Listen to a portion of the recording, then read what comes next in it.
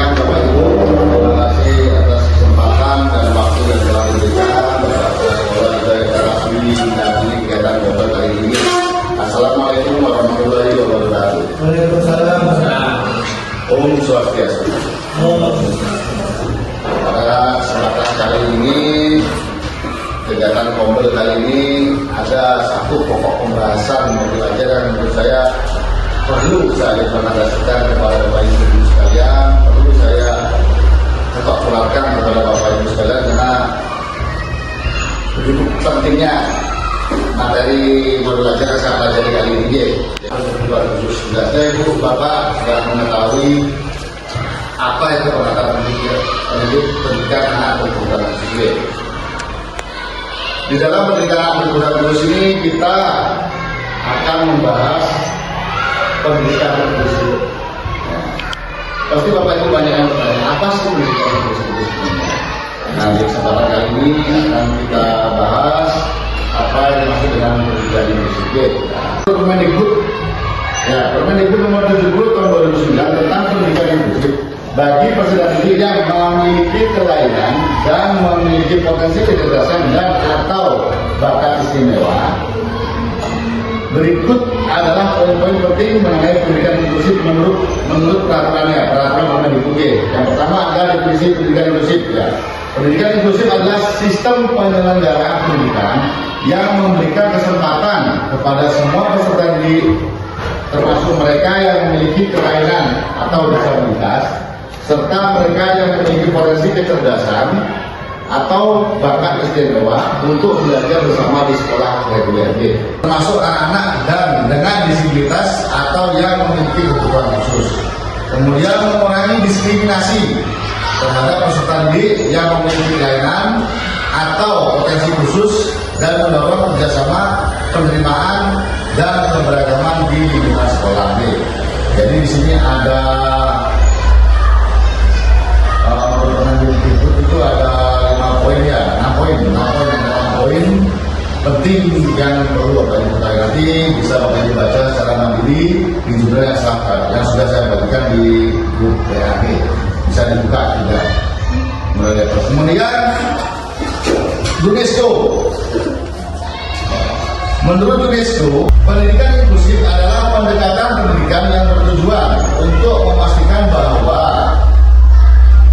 setiap individu terlepas dari latar belakang kemampuan fisik, mental, sosial atau ekonomi benar-benar mendukung Bapak Ibu, mendukung berjalannya pendidikan inklusif tersebut. Kemudian menurut Salamanca, pernyataan Salamanca yang dikeluarkan pada World Conference of Special Needs Education, Access and Quality di Salamanca, Spanyol tahun 1994 adalah salah satu dokumen penting yang menjadi dasar bagi pendidikan inklusif secara global ini. Nah, kemudian Bapak Ibu perlu ketahui juga supaya lebih memahami apa itu pendidikan inklusif, apa itu pendidikan pengantar pendidikan anak berkebutuhan khusus. Di sini sudah saya siapkan sedikit video yang saya ambil dari platform Merdeka Mengajar. Jadi mari kita simak bersama-sama supaya kita dapat memahami materi Kombel kali ini. Selamat datang di pembahasan modul Universitas Pendidikan Inklusif berbasis pembahasan. Kali ini kita akan membahas tentang makna dan sejarah pendidikan inklusif di Indonesia. Salah satu target dari tujuan global pembangunan berkelanjutan (SDG) adalah memastikan pendidikan yang inklusif dan merata serta meningkatkan kesempatan belajar sepanjang hayat untuk semua pada tahun 2030. Namun di seluruh dunia masih terdapat kelompok anak-anak tertentu yang lebih rentan untuk perpindahan, termasuk anak-anak dari keluarga etnis minoritas, migran,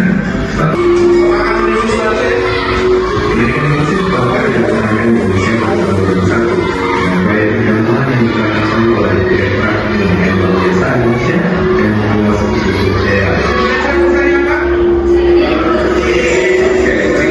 Pada tahun 2009, pemerintah menetapkan beberapa sekolah di Indonesia sebagai contoh baik dari implementasi prinsip dan praktek pendidikan inklusif. Hal yang dikembangkan dalam 2 minggu yang lebih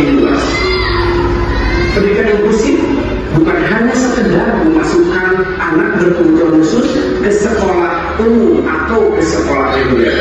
Tetapi sekolah kami tetap melayani seperti juga melayani anak yang sakit dan tidak berdaya kondisi fisiknya, mengalami kondisi fisik yang parah seperti hambatan pencernaan ataupun anak dengan kendala kesehatan seperti thalassemia.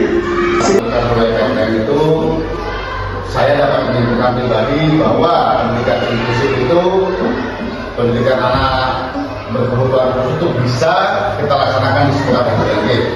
Banyak cara yang dapat kita adopsi dan model-model pembelajaran yang kita adopsi yang dapat kita terapkan di sekolah untuk menerima anak-anak berkebutuhan khusus agar dapat bersekolah di sekolah reguler atau reguler. Tujuan pendidikan inklusif, ya.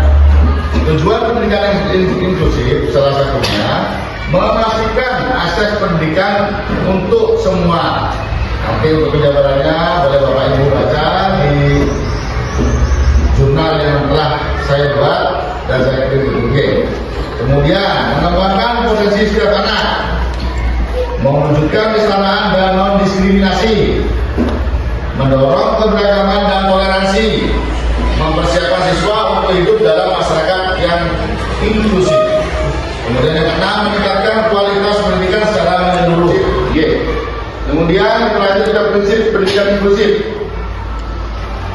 Prinsip-prinsip yang ada di pendidikan inklusif itu ada 10 poin.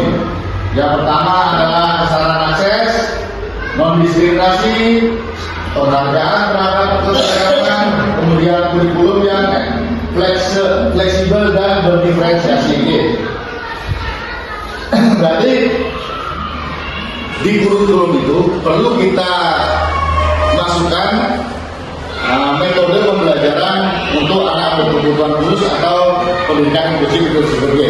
Adapun manfaat pendidikan inklusif adalah meningkatkan keadilan dan kesetaraan, membantu pengembangan potensi setiap anak, menumbuhkan toleransi dan penghargaan terhadap keberagaman, meningkatkan keterampilan sosial peserta didik, meningkatkan rasa percaya diri dan harga diri, meningkatkan kualitas pendidikan secara keseluruhan, mengurangi stigma dan diskriminasi, mempersiapkan anak untuk kehidupan nyata.